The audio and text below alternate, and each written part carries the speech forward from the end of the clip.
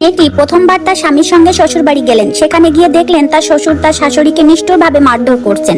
মহিলা তাকে থামাতে এগিয়ে গেলেন, স্বামীর সঙ্গে সঙ্গে তাকে ধরে ফেললো। স্বামী বলল এটাই তাদের বাড়ির নিয়ম, এতে তাতে হস্তক্ষেপ করা উচিত নয়। যখন মেয়েটি দেখলো শাশুড়িকে পেরে কলা তক্তার উপরে হাঁটু গেড়ে বসতে বাধ্য করা হচ্ছে, তখন রাগে তিনি শ্বশুরকে এক ঘুষি মেরে দিলেন। এটা দেখে স্বামী ভাবলো এখন সে স্ত্রীকে শিক্ষা দেবে, কিন্তু মেয়েটি তাকে এক ধাক্কায় মাটিতে ফেলে দিলেন।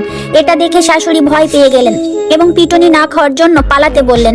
কিন্তু শাশুড়ি জানতেন না যে তার পুত্রবধূ ও কোনো সাধারণ নারী নন। তিনি টানা 5 বছর আন্ডারগ্রাউন্ড ফাইটিং চ্যাম্পিয়ন ছিলেন। তিনি একাই ডজন ডজন কুস্তিগিরকে হারাতে পারতেন। তার শক্তিশালী পরিচিতি এবং লড়াকু স্বভাবের কারণে এতদিন পর্যন্ত কোনো জীবন সঙ্গী পাননি। একদিন তার মাসি বিয়ের জন্য একটা দেখা সাক্ষাতের ব্যবস্থা করলেন। মেয়েটি নিজেকে শান্তশিষ্ট সাধারণ মেয়ে হিসেবে দেখাতে বিশেষভাবে সাজগোজ করেছিলেন।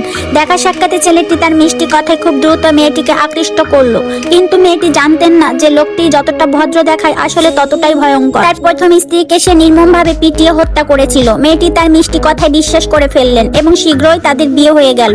বিয়ের পরে স্বামী তাকে জোর করে দ্রুত বাড়িতে নিয়ে যেতে চাইলো, কারণ বাড়ির চাকর বাকর তার নির্যাতনের ভয়ে থাকতো। সে চেয়েছিল তার নতুন স্ত্রী এখন তার অত্যাচারের শিকার হোক। শ্বশুর বাড়ি পৌঁছে মেয়েটি দেখলেন বাড়িতে শত শত দেহরক্ষী রয়েছে। মেয়েটি বিস্মিত হয়ে এর কারণ জানতে চাইলেন। স্বামী বলল এগুলো নিরাপত্তার জন্য, কিন্তু তাদের চলে যেতে এক দাসীকে অজ্ঞান করে দেওয়া হলো। তখন মেয়েটি শ্বশুর শাশুড়ির সঙ্গে দেখা করলেন।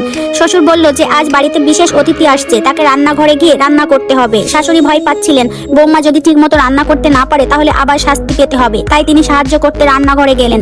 মহিলা শাশুড়ির হাতে আঘাতের দাগ দেখে নিলেন। খুব দ্রুতই তিনি অসাধারণ রান্না করে ফেললেন।